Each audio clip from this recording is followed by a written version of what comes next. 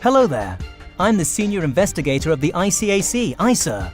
Hong Kong citizens applying for public services should bear one thing in mind. They should not offer advantages to public servants for preferential treatment. Let me share some terms.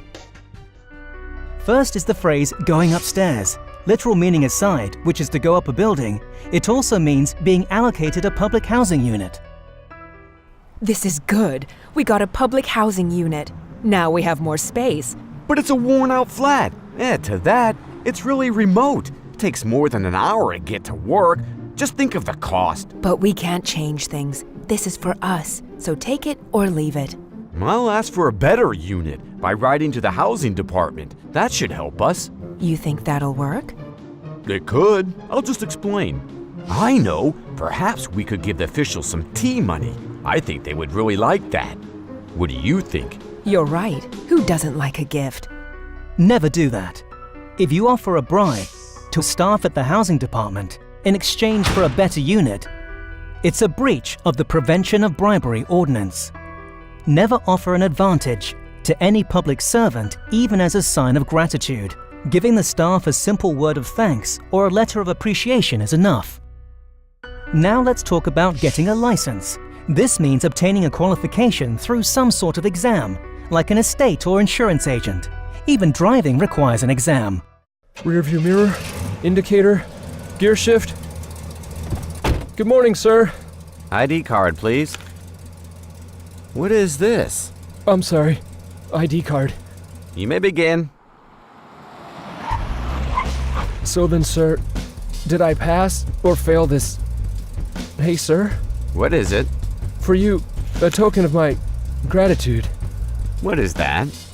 Please, sir, take this packet and let me pass. It is bribery if the candidate offers a red packet to the driving examiner of the transport department to get a pass. It breaches the Prevention of Bribery Ordinance. The examiner is also in breach if he accepts it. Hello there. Today I would like to talk about getting a place. Often in Hong Kong, we need to get a place, either for dining or maybe parking or school admission for our children. Why didn't you answer the headmistress in the interview? Didn't we practice all this at home? Oh, headmistress. How are you? Headmistress, I'd like to know whether my daughter Macy has a chance of being admitted here. You see, it's her wish to study at this school. Correct, Macy? Please don't worry, Mrs. Lau. We'll contact you as soon as we have the results. Of course, headmistress, but you know how difficult it is to secure a place in this district. If she isn't offered a seat here, she'll have to travel an hour to school in another district. Won't you please help us out? Mrs. Lau, we'll contact you once we have the results. Headmistress, I just bought this designer handbag. I think it suits you better. What do you think?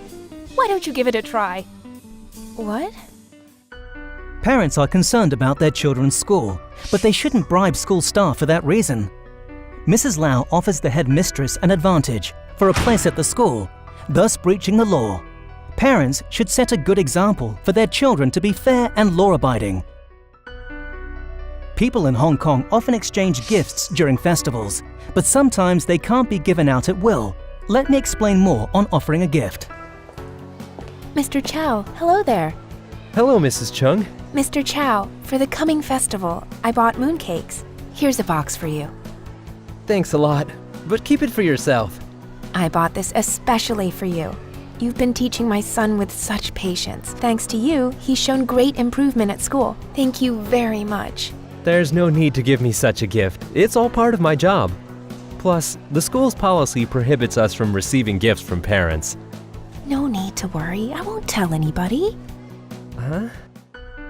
If Mrs. Chung offers a gift to Mr. Chow in exchange for preferential treatment for her son, it's bribery. Even if it is meant as an appreciation, parents must first check the school's policy, as some schools prohibit staff from accepting gifts from parents.